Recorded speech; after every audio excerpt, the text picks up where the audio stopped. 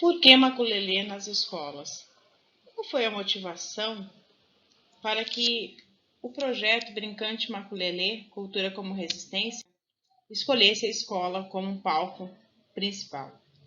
A motivação se dá pela questão da educação, basicamente a partir de duas leis. Uma delas é a 10.639. Essa lei alterou a Lei de Diretrizes e Bases da Educação, inserindo a história africana e afro-brasileira nos currículos de toda a estrutura do nosso ensino, da educação infantil ao ensino superior. Isso aconteceu no ano de 2003. No entanto, é comum ainda encontrarmos estudantes que, em toda a sua trajetória, possuem uma visão super distorcida de África e que, inclusive, chega a pensar que a África é um país, não um continente com 53 países, não consegue entender essa diversidade toda que existe a partir da África. E fica naturalizada a questão da escravidão, como se as pessoas tivessem deslocado, como se a diáspora tivesse acontecido de uma forma natural. As pessoas não escolheram vir aqui.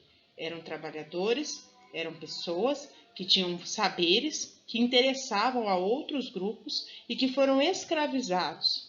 Né? Então, isso precisa ser revisto. Pela legislação, pede-se que principalmente as áreas de educação artística, de literatura e de história trabalhem essas temáticas. No entanto, a gente tem certeza de que é possível trabalhar a partir de várias perspectivas, inclusive das disciplinas ditas das ciências duras. É possível trabalhar, sim. E existem vários exemplos e possibilidades didáticas para todos. 5 anos depois, em 2008, essa lei foi alterada no sentido de incluir também a população indígena. Por quê? A história indígena que nos foi contada durante muito tempo foi uma história onde essa população parece ter aceitado com facilidade várias coisas, vários processos e foi dizimada como se a cultura indígena não existisse, né? E é importante que a gente entenda que a cultura indígena ela resiste e entender as formas como isso aconteceu e, portanto, isso foi uma motivação que tivemos em trabalhar o maculelê, porque o maculelê é uma lenda, como a gente sabe, de origem afro-indígena, ela mistura, né? E desse modo seria possível chegar até as escolas com uma pedagogia que a gente está entendendo aqui como uma pedagogia decolonial importante, porque não seriam alunos enfileirados, parados, ouvindo. A proposta era exatamente levar movimento, a questão do círculo, da roda, da conversa e da musicalidade. Né? Uma forma diferente de chegar e uma forma diferente de propor debate tão importante, que nos é tão caro. Uma outra questão que também nos motivou a fazer esse trabalho foi a partir do Estatuto da Igualdade Racial. Se somos um país, de fato, onde todos são iguais perante a lei, e precisamos ter um Estatuto de Igualdade Racial, significa que essa igualdade perante a lei, ela existe do ponto de vista legal, mas no cotidiano, são muitos os exemplos de que o racismo no Brasil ele é estrutural e que existem muitas manifestações racistas que precisam ser desconstruídas. E é essa a proposta, né, desse encontro de hoje.